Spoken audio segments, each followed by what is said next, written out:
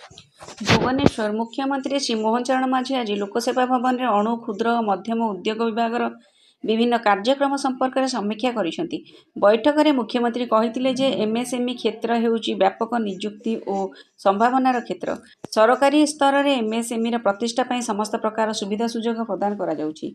युवगोष्ठी को अधिकरू अधिक ए क्षेत्र को आकृष्ट करिया ପାଇଁ विभाग पक्षरु व्यापक सचेतनता कार्यक्रम आयोजन करिया ପାଇଁ मुख्यमंत्री परामर्श देइथिले। एथिपाई सबु जिले में एमएसएमई पार्क प्रतिष्ठा करिया ପାଇଁ पदक्षेप निया जाउची। एही प्रक्रिया को त्वरान्वित करने को मुख्यमंत्री निर्देश देइथिले। एही बैठक में मुख्यमंत्री कहिथिले जे आम लखपति दीदी कार्यक्रम खूब सफल होइउची। प्राय 17 लाख लखपति दीदी सृष्टि हो सारे। एथिरे अनेक क्षुद्र व्यवसायी और उद्योगी अछंती। सेमानकु उपयुक्त सहायता प्रदान करागले सेमाने आगकु बढ़ी पारिबे एवं उद्योग और वाणिज्य क्षेत्र में व्यापक सफलता हासिल करि पारिबे। तेणु सेमानकु एमएसएमई क्षेत्र में उद्योग प्रतिष्ठा करिया ପାଇଁ सहायता प्रदान करने को मुख्यमंत्री अधिकारी मानक परामर्श देइथिले। ओडिशार एमएसएमई क्षेत्र में उत्पादित सामग्री को समस्त सरकारी कार्यालय सहित स्कूल कॉलेज मानकरे व्यवहार करिया उपरे मुख्यमंत्री गुरुत्व आरोप करथिले। विभिन्न सरकारी कार्यालय एवं स्कूल कॉलेज रे आसबाबपत्र पोशाक इत्यादि को ओडिशा एमएसएमई मानक किनिबा ପାଇଁ आलोचना होइथिला।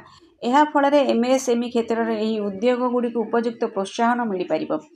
एमएसएमई क्षेत्र में अधिक रप्तानी और आमदानी सुविधा ପାଇଁ उभय समुद्रपथ और आकाशपथर कार्गो सुविधा वृद्धि करने उपर मुख्यमंत्री गुरुत्व देइथिले। एमएसएमई क्षेत्र को बैंक गुडिक पक्षर जेपरि अधिक ऋण मिलिबो एवं ऋण प्रदान प्रक्रिया जेपरि सरल और सुविधाजनक हेबो सेथिपाई विभाग दृष्टि देबाकू एवं ए संपर्क में निरंतर समीक्षा करने को मुख्यमंत्री निर्देश देइथिले। सेहीपरि पीएम विश्वकर्मा योजना रे अधिक हिताधिकारी को अंतर्भुक्त करने क्लस्टर बेस्ड प्रोजेक्ट गुडी को अधिक प्रोत्साहन देवा संपर्क में बैठक में आलोचना होइथिला।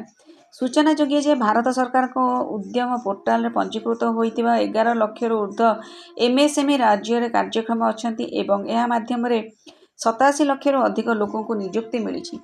बैठक में अणु क्षुद्र और मध्यम उद्योग मंत्री श्री गोकुलानंद मल्लिक, मुख्य शासन सचिव श्री मनोज आहूजा, मुख्यमंत्री प्रमुख शासन सचिव श्री शाश्वत मिश्र, एमएसएमई विभाग कमिश्नर तथा शासन सचिव श्री डी प्रशांत कुमार रेड्डी एवं निर्देशक श्रीमती आबोली सुनील नरवाने प्रमुख उपस्थित थिले।